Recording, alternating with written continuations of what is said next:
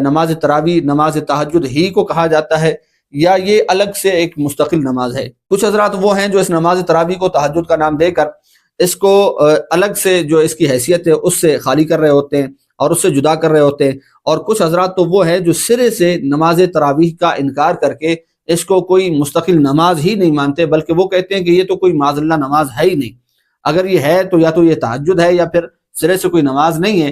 ہاں، یہ لوگوں کی خام خیالی کی وجہ سے لوگوں کے اندر عام رواج پا چکی ہے، جیسا کہ آپ اگر اس صاحب کو سماعت کریں گے، نماز تراویح سرے سے کوئی نماز ہی نہیں ہے ہی نہیں۔